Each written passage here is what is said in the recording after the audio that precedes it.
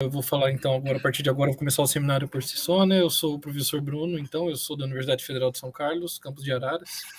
O título está aqui no primeiro slide. Eu atualmente estou fazendo um estágio de pós-doutorado na Manchester Metropolitan University. Eu estou com uma bolsa FAPESP, é um período um pouco curto por causa de liderança de projeto temático, não consegui estender muito, mas foi sendo bem frutífero com a supervisão do professor Craig Banks. Aqui temos para quem não curtiu, peço que tire a foto aqui, faça a leitura do QR Code das nossas páginas, aqui do Facebook e do Instagram, tá? Das nossas mídias sociais, que eu julgo mídias sociais muito importantes para a divulgação científica. Gosto sempre de falar que a UFSCar, toda a minha formação foi feita em São Carlos, mas hoje eu sou professor em Araras, então é bom lembrar que nossa universidade ela é uma universidade multicamp, ela não é uma universidade de um campus só. Apesar do de São Carlos ser o mais importante que nós temos por ser o mais antigo. Então temos Araras, Sorocaba e Lagoa do Sino. O campus de Araras, ele é o campus que é o mais antigo fora de sede, a gente fez 30 anos ano passado, então quem queira saber um pouco mais da história do nosso campus, tem uma série de vídeos que o nosso diretor Ricardo Fujihara, ele colocou ele foi contratado pela diretoria, né, e eles fizeram com todo carinho uma série de vários vídeos dentro do YouTube, mostra a história do nosso campus, quem queira então assistir, fique convidado. E aí temos outros dois campos que são mais recentes, né, o de Sorocaba e Lagoa do Sino. A cidade de Araras, ela tem 135 mil habitantes, é basicamente agronegócio a cidade. Ela é uma cidade que tem no centro dela a fábrica da Nestlé, e nessa fábrica nossa, nós temos a fabricação do Nescau e do Nescafé. Eu falo nossa porque o ararense abraça a Nestlé, e a Nestlé abraça o ararense, ele é bem bacana. Quem for para Araras vai sentir um cheiro, quando estiver muito próximo do Nestlé ali no centro, vai sentir o cheiro de café e chocolate. Um pouco mais aos redores da cidade, a gente consegue sentir o cheiro de café. Então, todos os anos em julho também nós temos a festa do café e chocolate, que é uma festa bem interessante, que tem uns quitutes com esses dois produtos, e fica no centro ali na Praça Barão de Araras, então é bem tradicional do ararense. Reforçando então mais uma vez, falando das nossas mídias sociais, nós temos canal no YouTube, Facebook, Instagram. Para quem quiser seguir no Twitter, eu tenho feito agora uma boa divulgação também, mas o Twitter tá no meu nome, né? Bruno Seja Negite. Quem quiser seguir, pode nos seguir lá. E as outras páginas a gente também faz a manutenção com mídias sociais. Nosso site também, temos o lssinando.fiscar.br, que é um site tudo em inglês, com tudo atualizado ali, tem os off-prints dos artigos, então quem quiser pode nos acompanhar por todos esses materiais que a gente tem na internet. Falar um pouquinho, então, de produção de sensores hoje. Primeiro, eu gostaria de mostrar um mini review que nós publicamos junto com o grupo do professor Wendel e o professor Tiago Paixão, que é sobre diferentes formas de se fazer um sensor. Eu estou olhando do lado porque eu estou com duas telas, tá, gente? Eu não estou só olhando para vocês aqui. Eu peço desculpa que às vezes eu vou ficar olhando para o lado, mas é porque está fazendo aqui a passagem para mim, para eu poder enxergar aqui e poder falar para vocês com melhor qualidade, tá?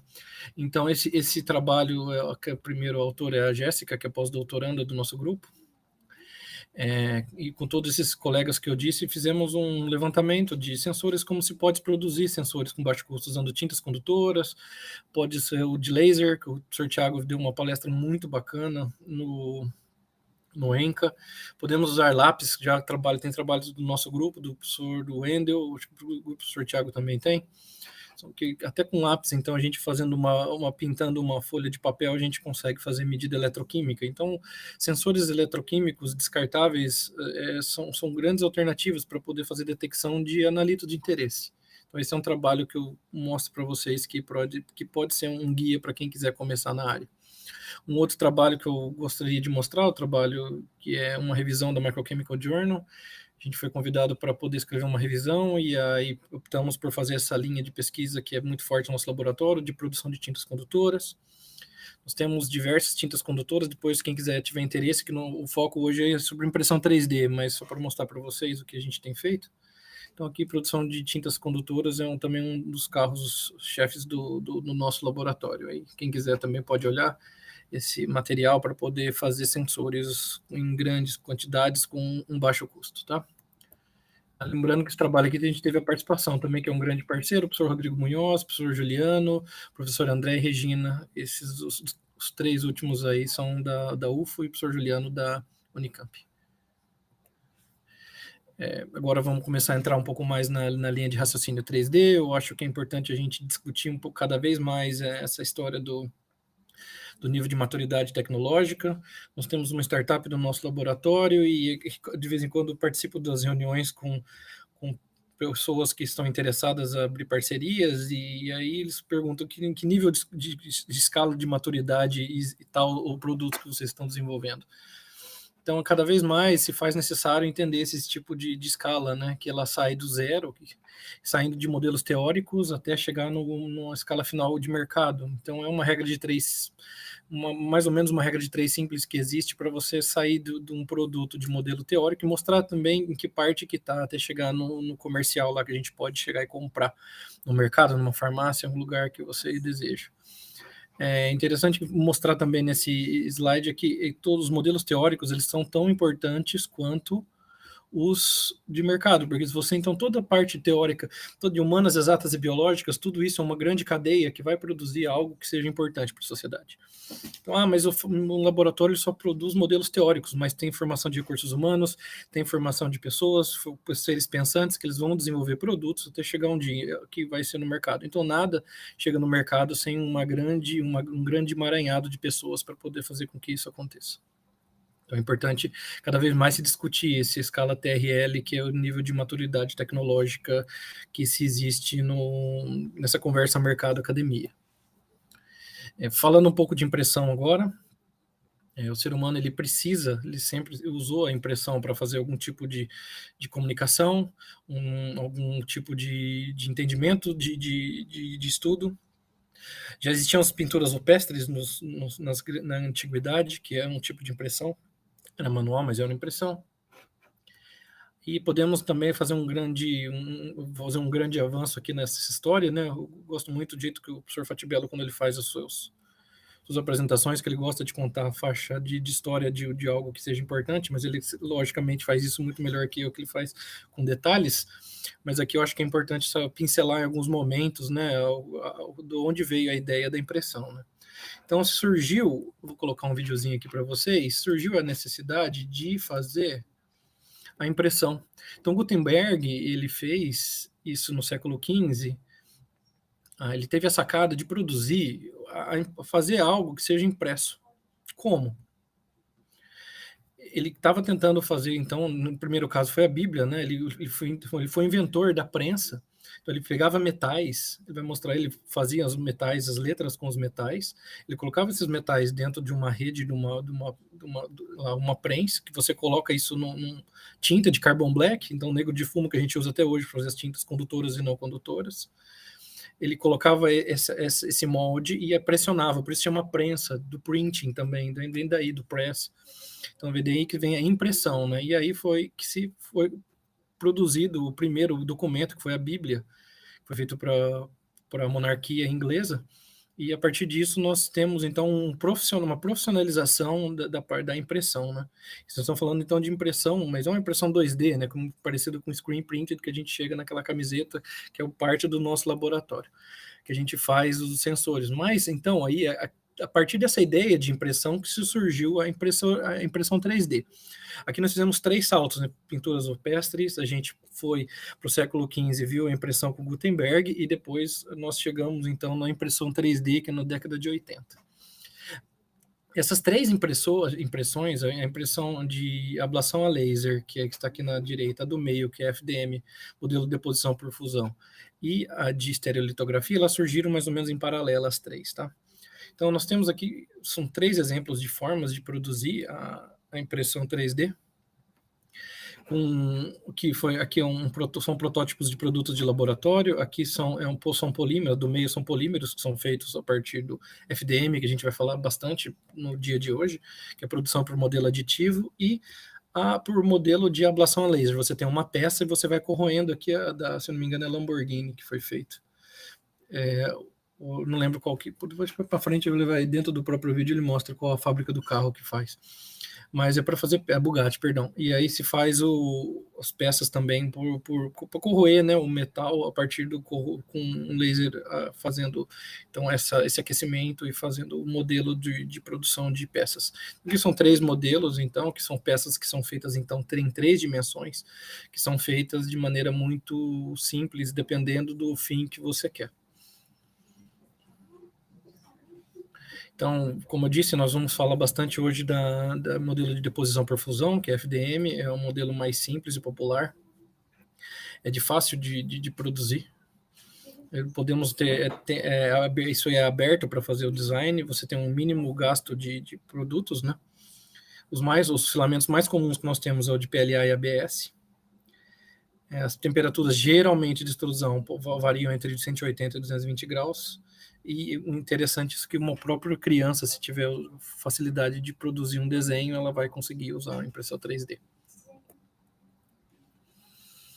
Como eu já disse em slides anteriores, ela começou na década de 80, e qualquer coisa você pode fazer com impressão 3D.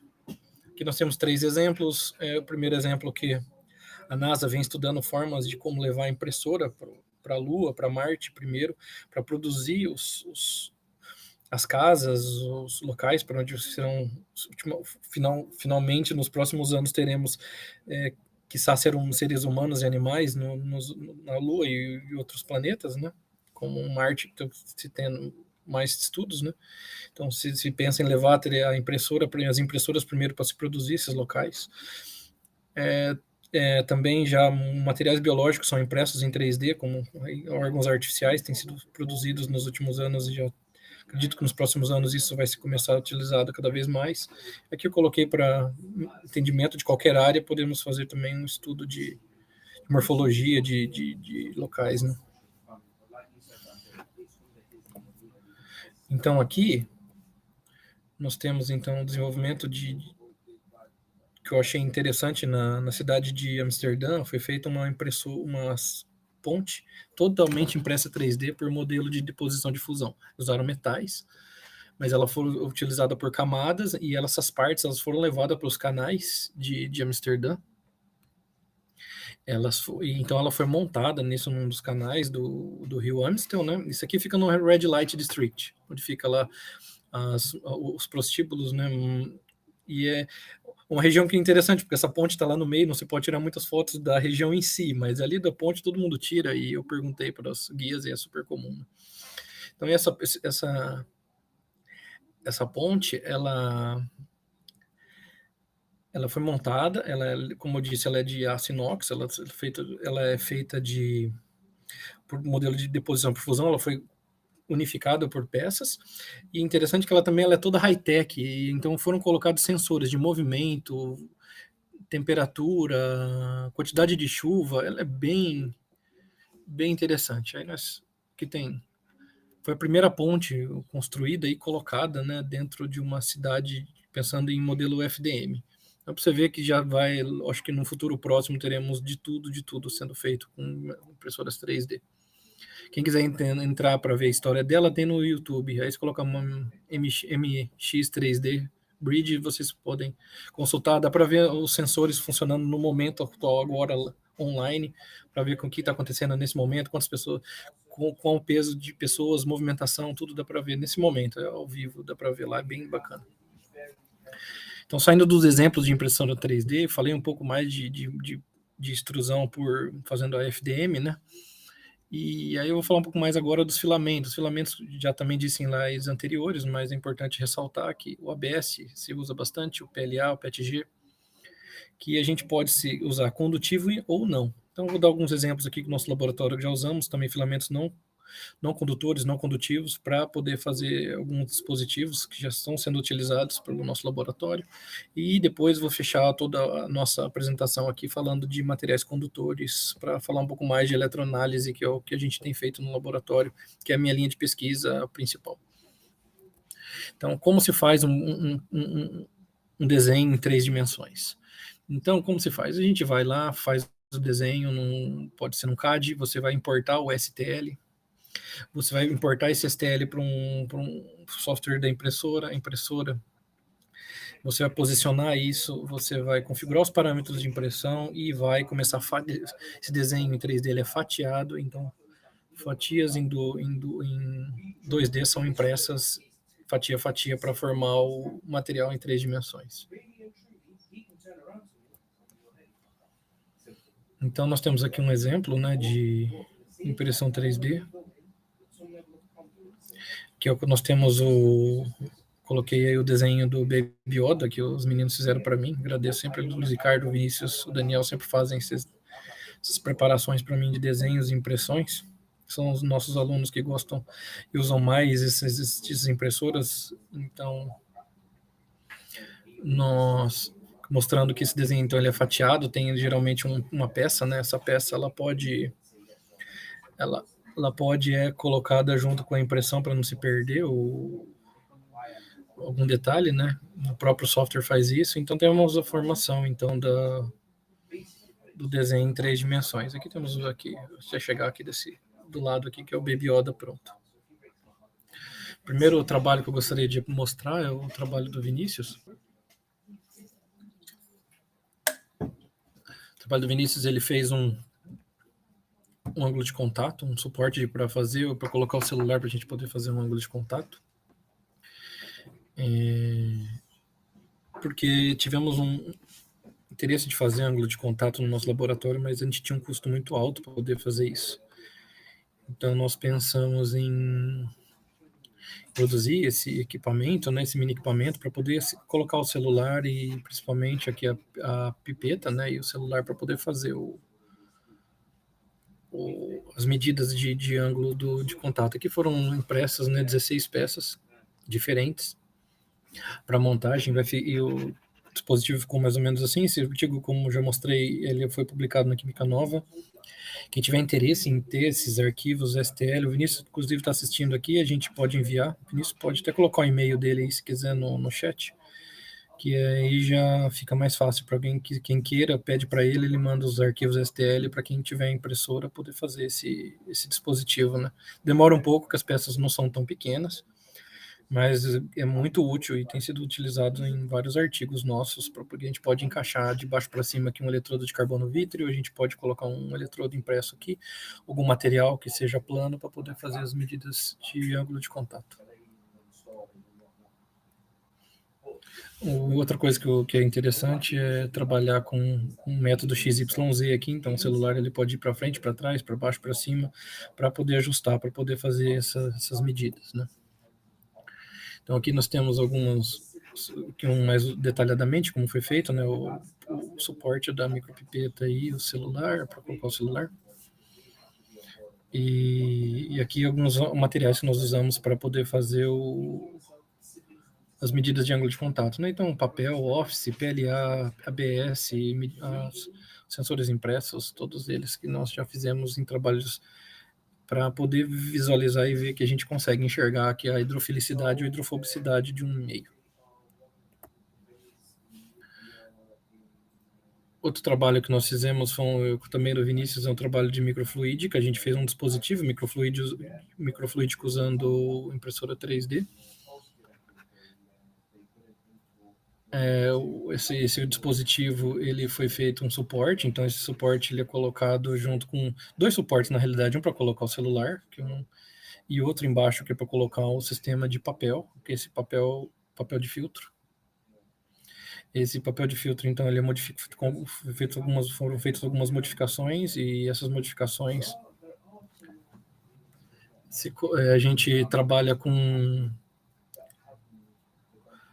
cores, né? Então a gente faz detecção colorimétrica com esses celulares e a partir da escala CMYK nós conseguimos quantificar os analitos em amostras de água.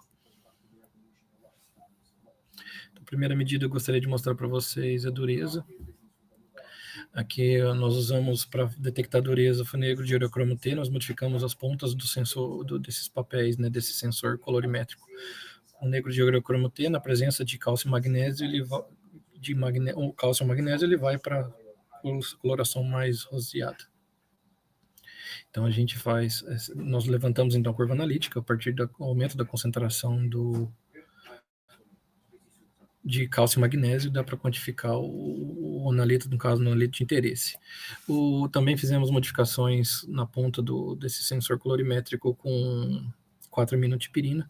A 4-aminotipirina, na presença dos compostos fenólicos, ele vai para amarelo mais escuro, então foi também possível detectar, fazer a quantificação da quantidade de compostos fenólicos, e também,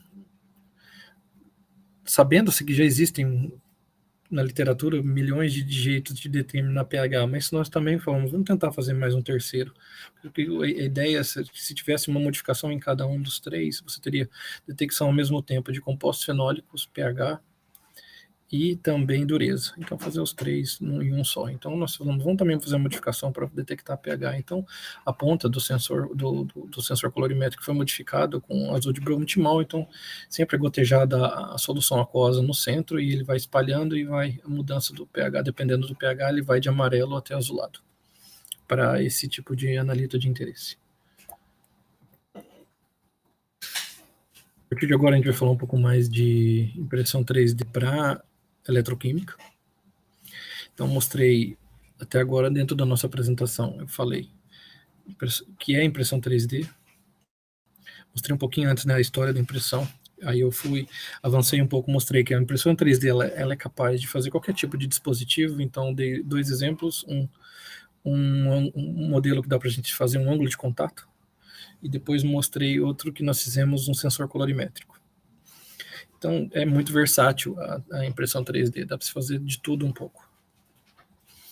Aqui eu tenho 3 exemplos nesse slide de 3 revisões que eu gostaria de mostrar para vocês, que se fala de 3D para eletroquímica e eletroanalítica. Tem 2 trabalhos do Adriano, um com o Martim Pumero, outro com a Alessandra. Esse Adriano ele foi um aluno do Martim, publicado bastante dentro dessa área, um cara bem ativo dentro da impressão 3D. E outra revisão é a nossa aqui, que nós publicamos na Analítica Química Acta. Essa é a revisão da Analítica Química Acta, ela foi publicada em 2020, juntamente com o professor Rodrigo Munhoz, professor Eduardo Richter, que são grandes parceiros nos trabalhos de impressão 3D. O professor Juliano também, que é um grande parceiro, né? Todos os trabalhos que temos feito no nosso grupo. Então, teve um bom impacto esse trabalho aqui, está batendo quase 200 citações em 2 anos, então é algo que realmente tem interesse da literatura. Alguns exemplos de nomes, então, para quem queira começar a trabalhar com eletroquímica, eletroanalítica usando impressão 3D, como já disse o Adriano, Martim Pomera, Cristo Kokinos, o professor Craig Banks, Glenn O'Neill, Ian Migdalski, Bhavik Patel. São alguns exemplos ao redor do mundo de pessoas que estão fazendo bastante trabalhos com impressão 3D. Alguns exemplos dentro do Brasil, o professor Rodrigo Munhoz, professor Eduardo Richter, professor Rodrigo Amorim, professor Wendel Coutro, professor Juliano Bonassin e professor Tiago Paixão. Alguns exemplos aqui de professores que têm feito trabalhos em impressão 3D em nível mundial e escala nacional. Uma dica de leitura que eu dou foi um trabalho que nós fomos capa da Analytical Chemistry, nós juntamos grupos mais uma vez, acho que isso é bem válido em todo momento, juntamos grupos e conseguimos publicar um artigo na Analytical Chemistry mostrando como se faz os parâmetros, né, para impressão 3D, parâmetros operacionais para se fazer a impressão 3D. Então, aqui nós temos, ele foi capa da revista, foi de maio da Analytical Chemistry, é um material que eu indico para leitura também.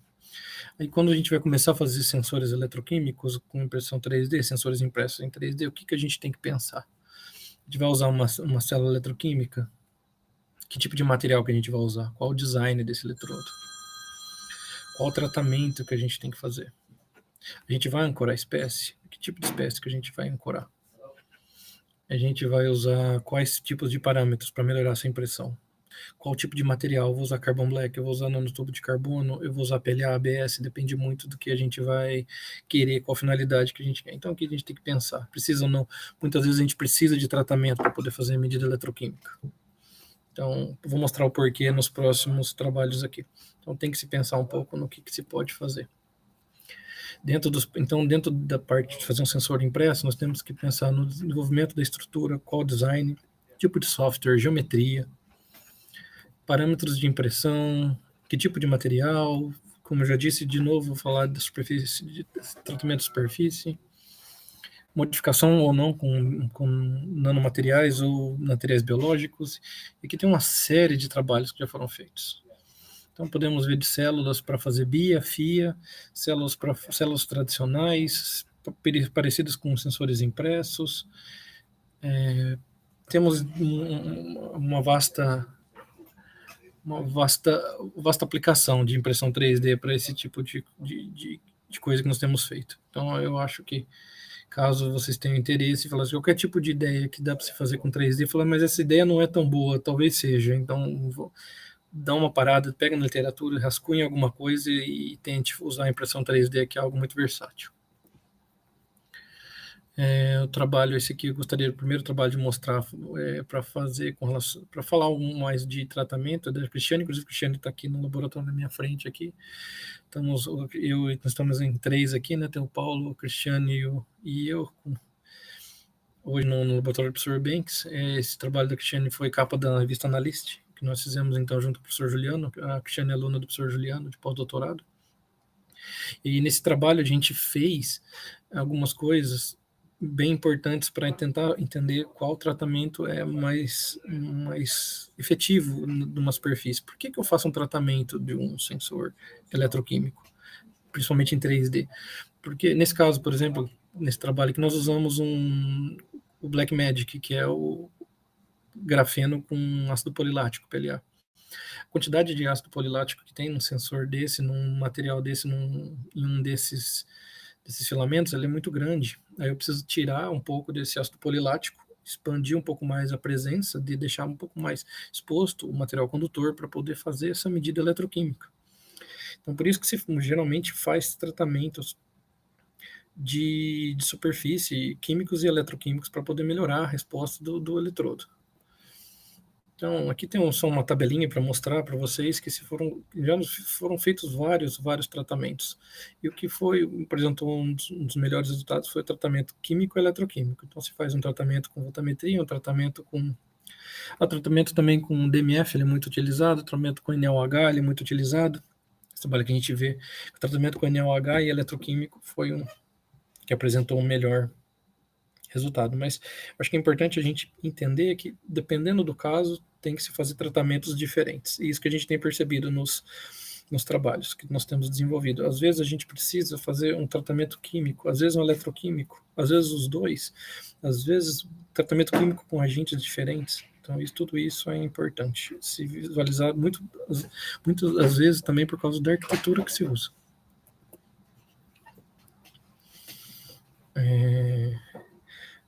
Aqui é um trabalhinho que eu gostaria de mostrar, que o Lucas, aluno do professor Wendel, que nós fizemos trabalho aqui em parceria com o professor Wendel, fez, usando uma impressora 3D de dupla extrusão. Então se produzia já a celinha com ABS e ao mesmo tempo imprimindo o Carbon Black PLA tudo junto numa célula eletroquímica só, usando o eletrodo de trabalho contra e referência ao mesmo tempo. Então, publicamos esse ano na Senso Actuators, é um trabalhinho que mostra que dá para se fazer a impressão da célula junto já com o material condutor e o material condutor, no caso, os 3 sensores, os 3 eletrodos, referência, trabalho e contra ao mesmo tempo. Aqui eu vou mostrar o vídeo, que eu acho que é muito mais fácil. Então, aqui é produzido, então, depois do desenho, né, aí tem o fatiamento e produção do sensor. Vocês vão ver que já é produzido a celinha, ao mesmo tempo o material condutor já colocado junto.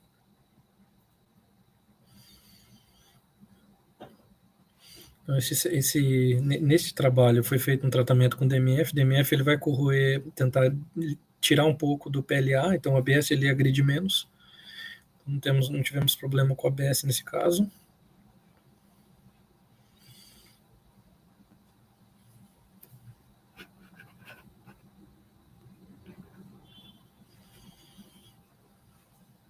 Se tira, se lava mais uma vez com etanol, depois ele lava com água.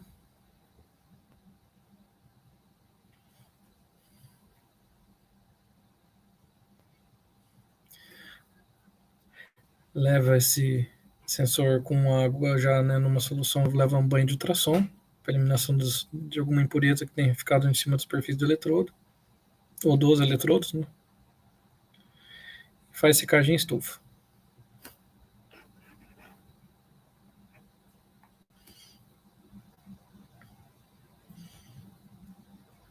Depois disso, ele fez um tratamento eletroquímico e aí foi aplicado ele para detecção de hormônios. Aí nesse trabalho a gente fez 2 detecções, uma na região de oxidação e uma de redução, estradiol e progesterona a gente detectou.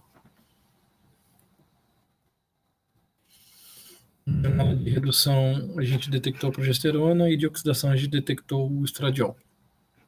Que é só para observar o eletrodo não tratado e tratado, é para observar que quando começa a fazer o tratamento, começa a aparecer uns buraquinhos, né, dentro da superfície. Na realidade está aumentando a área, porque está tirando o ácido polilático e deixando exposto o material condutor, neste caso foi carbon black. O trabalho que eu gostaria de mostrar também da Cristiane, o trabalho de influência de idade, né, do filamento. O filamento, quando a gente compra ele, ele apresenta um resultado incrível. E quando vai passando o tempo, ele vai se desgastando, vai perdendo qualidade. Mesmo fazendo o tratamento, a gente não melhora, mas a gente não consegue trabalhar com ele da mesma forma quando ele é novo. Então o professor Juliano chegou um dia e falou: Bruno, eu tive uma ideia aqui, vamos ver se dá certo. Eu falei: vamos. Aí ele e a Cristiane começaram a desenrolar esse trabalho e a gente foi discutindo e realmente dá uma grande diferença. Então, é uma dica que eu dou também de quem esteja começando ou trabalhando com esse tipo de material, é que o armazenamento dele com sílica e fazer o aquecimento, às vezes um pouco de estufa, antes de começar a pensar em trabalhar com ácido polilático, com material condutor junto, é algo importante. Mas mesmo assim, o filamento ele é produzido e tem que ser utilizado logo. Não adianta a gente ficar usando ele, lá vou guardar ele por muito tempo, sendo que isso a gente percebeu que vai atrapalhando as medidas eletroquímicas, vai degradando o ácido polilático e isso influencia na resposta eletroquímica, porque vai mudando muito a superfície e aí mesmo o tratamento químico, eletroquímico não satisfaz para poder fazer as medidas, tá? Então aqui tem algumas medidas, você vê que ele fica mais rugoso, porque o ácido polilático ele é bastante hidrofóbico, perdão, hidrofílico, me desculpe, ele tem bastante aderência, então ele começa a absorver muita água, aí você perde começa a perder muita qualidade, né? Porque quando você entra com tratamento químico, ele está tão degradado que você acaba formando uma superfície de passivação no material condutor e você não consegue mais fazer uma medida como antes. Aqui são 3 exemplos para vocês verem de comprado. Esse aqui, o rosinha, o vermelhinho com 1 ano e o verde já com 3 anos, um filamento. O filamento, então, mais comparado aos 3, o filamento que apresentou o melhor resultado mais novo, a gente usou ele para detecção de bisfenol A em amostras. Diferentes amostras, em água, em pacotes com ervilha, e o resultado de recuperação foi bem satisfatório. Entrando agora na parte mais biológica da nossa apresentação, gostaria de mostrar o trabalho que nós publicamos como capa de revista na Leite Química Acta, do ano passado. A gente fez um overview sobre vírus, diferentes vírus, porque eu tenho um projeto para detecção da Covid-19 e aí no meio das discussões vão surgindo, nós vamos fazendo os trabalhos, né? Então esse foi um deles, que é a Laís, primeira autora, e todos os outros colegas aqui também participaram. Aqui, além dos colegas que eu já falei que são parceiros, o professor Manuel Carrilho também participou desse trabalho. Então, falando sobre vírus, material biológico, falou, por que não usar a impressão 3D para poder fazer a detecção, para tentar pensar em doenças, né, detecção de doenças. Esse aqui é o primeiro trabalho, o professor até agora não tinha falado deles, mas também são grandes parceiros, o professor Luiz Humberto Marcolino Júnior e o professor Márcio Bergamini, ambos da UFPR, são parceiros de longa data. Eles também entraram em contato comigo, com o Gustavo, que acabou de defender o doutorado e agora já é pós-doc no grupo deles. Nós estamos com um trabalho aqui, Bruno, e com relação, vamos desenvolver ele junto para poder fazer a detecção de vírus? Vamos. E aí foi feita a detecção, então, do hantavírus. Como? Como foi feito esse sensor? Esse sensor é como se fosse uma ponta de caneta, é impresso o PLA e internamente, parecendo com quem trabalha com leitor de carbono vítreo, mais ou menos igual aquilo. Então você faz um contato elétrico com cobre e ali naquela ponta da superfície, naquela superfície tinha esse aqui é o protopasto, né, que é o carbon black condutor com PLA. Então, nesse sensor, o ácido polilático, mesmo que quando ele não condutor, ele tem muitos grupos ácidos carboxílicos. E o próprio carbon black também tem alguns grupos carboxílicos. Nesses grupos carboxílicos, nós fizemos, então, via DCNHS, a ligação do anticorpo, o anti-N, que é a da nucleoproteína do hantavírus. E aí, depois dessa etapa, fazemos, então, um bloqueio com BSA, e depois do bloqueio com BSA, faz, então, o contato dessa proteína, da nucleoproteína, com a anti-N, né, com o anticorpo dessa proteína. Esse tipo de sensor, a gente pode trabalhar para fazer detecção em duas vias eletroquímicas, por voltametria.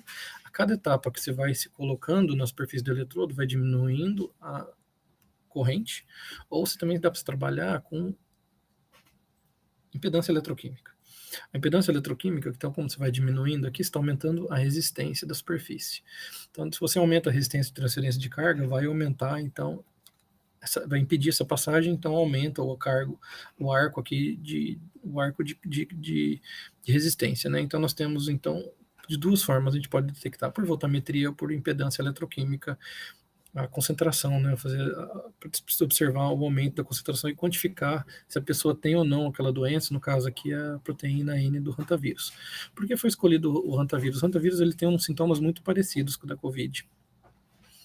Então é uma doença que tem uma certa preocupação na América do Sul, mas muitas vezes se fala pouco.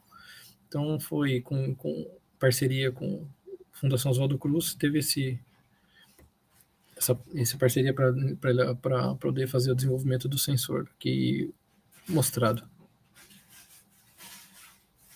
Fiocruz, se não me engano, eu preciso só verificar isso depois, mas tudo foi parceria do pessoal do Paraná com eles, né?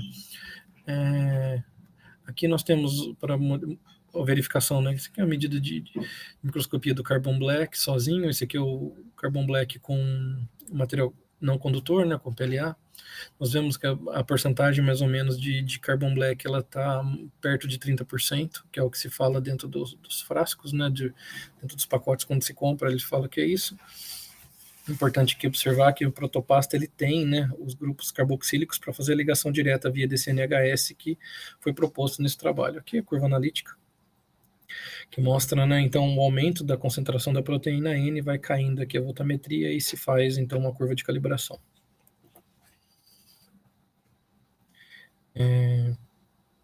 Como eu disse, o coronavírus ele é um dos motivos de interesse do nosso laboratório para a gente fazer sistemas de detecção dele. Não vou ficar batendo muito nisso, que acho que todo mundo já está já tá bem conhecido, né? Um assunto já bem conhecido na literatura.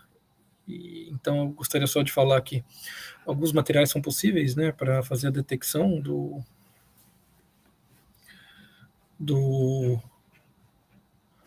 coronavírus. Nós temos, então, podemos fazer a detecção de material genético, podemos fazer a detecção da proteína spike, proteína envelope, proteína membrana e nucleocapsídeo. Todas elas estão presentes dentro do coronavírus. Então, aqui podemos ter do espinho, podemos a proteína envelope, o material genético, a nucleoproteína, todas elas, então, são passíveis, né, de serem utilizadas, possíveis e passíveis de serem utilizadas dentro de um sistema de detecção eletroquímico, colorimétrico, mas um sistema de detecção para poder fazer a quantificação e ver se a pessoa tem ou não tem o coronavírus. Isso aqui são materiais biológicos para fazer, são biomarcadores diretos, temos indiretos. A pessoa faz, vamos ver como é que está o nível de creatinina da pessoa. Se o nível de creatinina e de interleucina 6, principalmente, estiverem altos, isso aqui são bons sinais para ver se a pessoa tem ou não. Bons sinais no dia para a gente poder entender a doença, não que a pessoa que seja bom que a pessoa esteja com o vírus, né? Mas são biomarcadores indiretos que nos podem fornecer várias informações. Esse aqui é um gráfico de reprodução de vírus em geral. Então a pessoa tem contato com o vírus, a partir do contato do vírus tem o aumento da carga viral. Então com isso os vírus começam a se produzir e também tem um aumento do material genético. Aí depois de 6 a 7 dias tem o IgM, que é o anticorpo de reconhecimento, ele começa a ser produzido. E aí, a partir entre o 8º dia, mais ou menos, começa a ser produzido o IgG, que é o anticorpo de combate. Na realidade, o que a gente faz quando toma vacina? A gente recua isso para poder o IgG combater a doença. O primeiro trabalho que eu gostaria de mostrar para vocês, que nós fizemos, é o trabalho de sensor impresso, que o Luiz Ricardo fez, de impresso em 3D também, para detecção de 2 biomarcadores. A gente fez um indireto para creatinina. Quem quiser tem um trabalho do Sr. Ronaldo, bem interessante, com o Sr. Fatibello, que foi capa da Atalanta, se eu não me engano, que é bem interessante, que ele mostra a detecção também de creatinina de maneira indireta. E também nós fizemos um genossensor, um sensor de DNA, para a detecção do código genético, né, do vírus da Covid. A partir desse sensor, então. Um sensor impresso em 3D, PLA grafeno, que modificado com partículas de ouro, e a partir de cima dessa partícula de ouro a gente faz modificação com matéria genética, ou usa essa modificação de de grafeno com ouro para fazer detecção direta. Por decaimento de sinal do ouro, a gente faz a detecção da creatinina. Então, o sensor, eu vou mostrar um videozinho para ficar mais fácil para vocês verem como foi feito esse sensor. Mas aqui algumas caracterizações de microscopia para ver os pontinhos. Esses pontinhos que são partículas de ouro que foram fixadas em cima da superfície do sensor impresso em 3D para fazer, então, a detecção direta e indireta do vírus da Covid. Aqui é um videozinho que eu acho que fica mais fácil de vocês verem. Então, podem ver que a gente tentou fazer muito parecido com o sensor impresso, como se fosse da DropSense, só que em 3D, com material condutor. Faz o tratamento com DMF.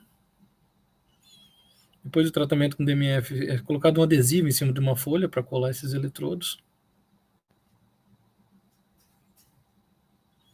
Você coloca os 3, sensor de trabalho, referência e contra. Um delimitador colocado em cima.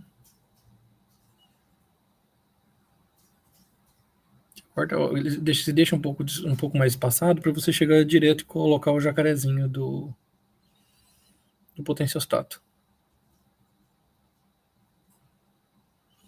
Aí foi feita a modificação com ouro, então ácido tetacloroáurico em meio de HCl foi depositado. Dá para ver que a superfície ela fica douradinha, né, olho nu. Depois as caracterizações que eu já mostrei, dá para ver as partículas de ouro. Em cima dessa partícula de ouro, então, foi feita a imobilização da sonda de captura, depois faz contato com a sonda alvo. Para ter essa habilitação, e a gente vai fazendo acompanhamento. Pode ser feito por voltametria ou também por impedância eletroquímica, porque você vai, de certa forma, é parecido um pouquinho com o imunossensor que eu mostrei do trabalho do Gustavo. Você vai impedindo a superfície do eletrodo e vai aumentando a resistência, né? Que é só uma medida ilustrativa de voltametria para ver como faz. Então, no trabalho para creatinina, a gente usa o sinal do ouro, o sinal de redução do ouro, conforme vai aumentando a concentração de creatinina, vai diminuindo o sinal do ouro por absorção, e aí se faz a quantificação. E também, como eu já expliquei, um sensor de DNA tem hibridização. Mas é um sensor, tem e não tem, sim. Mas eu preciso saber em qual região que tem ou não tem essa quantificação desse vírus, né? De quanto vai ter de carga genética. Para esse trabalho ser desenvolvido, eu precisaria de um PCR. Então, ele seria uma contraprova ao PCR. Não daria para fazer essa medida sem um PCR, por exemplo. Mas ele poderia fazer lá, a pessoa tem PCR, deu. Aí vai e faz a confirmação se a pessoa tem ou não tem o vírus. Então aqui, foi como eu já expliquei no trabalho anterior e no comecinho da apresentação desse trabalho, você vai aumentando a concentração de matéria genética, vai diminuindo o sinal de voltametria ou aumentando a medida de impedância eletroquímica. Um outro trabalho, agora entrando mais na fase final da nossa apresentação, gostaria de mostrar que esses filamentos que eu já falei, por exemplo, o Blackmagic, que é um filamento grafeno PLA, ou protopasta, que é um filamento Carbon Black, PLA, são materiais importados, então tem um custo não muito legal. Então, o que nós pensamos no nosso grupo? Por que não produzir o nosso próprio filamento? Por que não podemos fazer nossos próprios materiais condutores? Então, vamos fazer nossos próprios materiais condutores. Vamos. Aí esse é o trabalho da Jéssica, um dos trabalhos que a Jéssica vem desenvolvendo no pós-doutoranda do nosso laboratório. Ela veio do grupo do professor Rodrigo e do professor Eduardo e começou a desenvolver alguns trabalhos conosco. E esse aqui foi um trabalho que eu achei que ficou bem completo, porque a gente sai do nada e chega num filamento nacional condutor aqui. E outra parte importante é que esse filamento aqui é um filamento condutor de grafite, custo baixo, junto com PLA. E esse sensor, ele com apenas um lixamento, um tratamento físico, por isso que a gente trata ele tá com ready to use, com um mínimo de tratamento a gente já consegue fazer medida eletroquímica. Contra desse filamento, ele vai ficar bem quebradiço. O grafite ele deixa o material um pouco mais quebradiço, mas dá para fazer a impressão de maneira bem tranquila, né? Então a gente faz uma mistura, vou mostrar num vídeo como foi feito esse filamento condutor, mas ao final desse filamento condutor a gente tem uma superfície de grafite com PLA. O PLA tem agrupamentos carboxílicos, então a gente usou de novo fazer o agrupamento desse NHS, a gente faz as ligações diretas, e aí a gente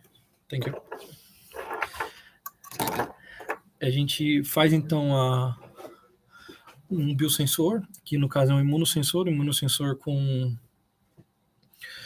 que é a proteína spike, faz a ligação, então aqui é o anticorpo da proteína spike, o anti-spike, faz o bloqueio dos sítios não específicos com o BSA, e aí faz o contato com a proteína spike do vírus da Covid.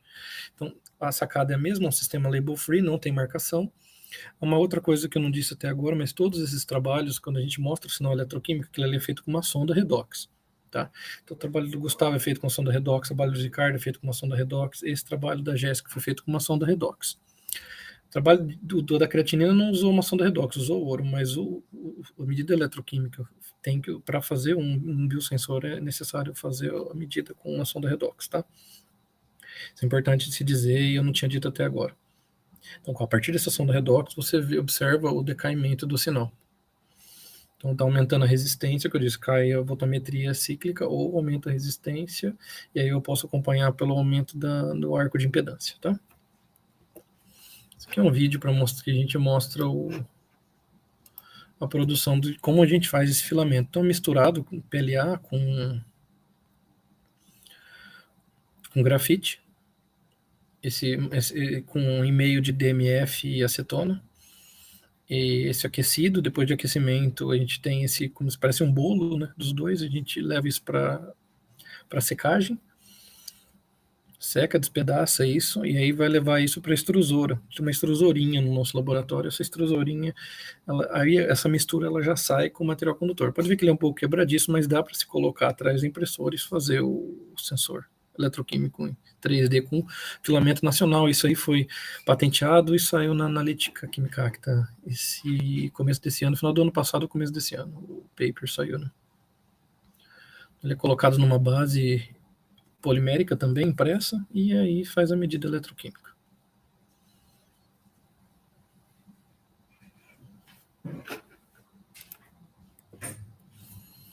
Aqui algumas caracterizações, a gente consegue observar a partir do TGDSC a quantidade de material condutor, por diferença, né, de características dos materiais condutores. Várias caracterizações, aqui a gente observa as folhinhas de grafite, né, no meio do PLA, e é isso aqui que faz a condução e que podemos produzir os sensores impressos em 3D. Essas medidas eletroquímicas, depois do bloqueio de BSA, são colocadas sucessivas concentrações de proteína spike, e conforme vai aumentando a proteína spike, vai prejudicando a superfície, vai aumentando a resistência da superfície, vai diminuindo o sinal eletroquímico, e aí se faz a quantificação do vírus da Covid-19. Vindo nessa mesma linha, vou mostrar agora 2 trabalhos também de produção de filamentos. Esse aqui saiu mês passado, com o trabalho da Jéssica, agora a gente fez a ideia de fazer o filamento condutor nosso, mas usando Carbon Black. O Carbon Black ele vai dar um filamento um pouco mais flexível e ele é mais fácil de se produzir, mas ele vai ser necessário fazer o tratamento químico-eletroquímico. Então, esse trabalho da Jéssica também, do Luiz Ricardo, a gente produziu o filamento condutor, é Carbon Black, é PLA, tem que se fazer tratamento, repetindo isso porque é importante se falar, tem que se fazer o tratamento químico-eletroquímico. Mas depois de fazer o tratamento químico-eletroquímico, você melhora muito a superfície, você tem uma superfície, olha, que dá uma resposta excelente com esse Carbon Black. Quanto de Carbon Black você usa, Bruno? Perto entre 25% e 30% de Carbon Black, ele vai dar um filamento condutor, comparado na massa com o PLA, ele vai dar um filamento flexível bem interessante para se trabalhar. Aí nós fizemos, né, a Jéssica e o Luiz Ricardo fizeram medidas em diferentes analitos, inclusive fizeram modificação desse filamento com azul da Prússia para fazer detecção de peróxido de hidrogênio. Então, para ver que ele é bem versátil, né? Nós escolhemos analitos, né? Foi hidroquinona, catecol, e todos eles numa janela de redução numa de oxidação, e também essa modificação com o azul da Prússia para poder fazer detecção do peróxido de hidrogênio para mostrar a versatilidade desses filamentos, né? Esse último já foi desenvolvido aqui. Eu ia até mostrar um trabalhinho que eu estou terminando de desenvolver, mas é que precisa de mais uns 2, 3 dias para poder fechar realmente ele. Então eu não consegui colocar na apresentação, mas eu queria mostrar o que nós temos feito aqui, né? Que é um trabalho que foi desenvolvido pela Ive e a Cristiane também ajudou, que é um filamento condutor usando o PLA de cápsulas de café. Então foi usado PLA de cápsulas de café juntamente com Carbon Black. A gente faz essa mistura e a partir dessa mistura é produzido um filamento condutor. Esse filamento condutor ele é de custo quase zero, né? Porque você usa já cápsulas já usadas. Você pega essas cápsulas usadas, recorta, põe, faz a extrusão e temos um filamento condutor baixo, quase nada de custo e super interessante para se usar, né? E o mais interessante aqui é que Cristiane e Caive fizeram detecção de cafeína, né, para fazer essa brincadeirinha, né? Lá atrás ela também a Cristiane fez a brincadeirinha do tempo do polímero, né? Ela acabou usando bisfenol, que é um disruptor endócrino, né? E aqui também foi feita essa brincadeirinha, né, de produzir um filamento com cápsulas. E além foi 2 filamentos na realidade, né? O filamento condutor, que é com Carbon Black, e também o não condutor, também é feito com essas cápsulas, tá? Esse aqui é a foto da célula eletroquímica que nós produzimos. E esse trabalho está submetido nas revistas da CS, estamos esperando a resposta. Conclusões. Temos demanda para testes rápidos de baixo custo nos próximos anos, e isso vai ser cada vez maior depois da Covid, então. A criação de novos designs e arquiteturas são importantíssimas para a gente poder aplicar esses sensores eletroquímicos nas mais diversas áreas. A criação de novos materiais e dispositivos ela é muito importante. A química de materiais cada vez mais vai ganhando espaço dentro das áreas de química. Os tratamentos, às vezes, eles são muito necessários para esses tipos de sensores, porque a quantidade de polímero ainda é muito alta, necessária para poder manter o design, né, do filamento para ser colocado na impressora. E cada vez mais estudar os parâmetros de impressão, isso é importante. Tempo de impressão, temperatura de impressão, preenchimento de camada, tudo isso eu não falei na apresentação, mas são tópicos importantes a serem discutidos. Alguns colegas, né, nos colaboradores, nosso time aqui, quase 20 alunos, sem eles nós não conseguimos fazer tudo isso que eu mostrei aqui. Colaboradores aqui do Brasil e fora do Brasil, que sem eles também não consigo desenvolver esses trabalhos, tá? Então gostaria de agradecer a todos eles. Gostaria de agradecer então a BR Jack e a Nova Analítica pela possibilidade de falar um pouco com vocês nessa sexta-feira agradável. A CCA, que é o centro que eu estou, já faz, estamos para 7 anos, já como professor da UFSCar. Fui aluno da UFSCar e hoje sou professor, isso é uma coisa bem interessante, mas hoje eu sou professor do Centro de Ciências Agrárias, né? É os 2 programas que eu estou credenciado, e a CAPES, FAPESP, CNPq, com esses projetos a gente pode ter financiamento para poder desenvolver nossas pesquisas, né? Então, alguns números aqui de projetos que são importantes.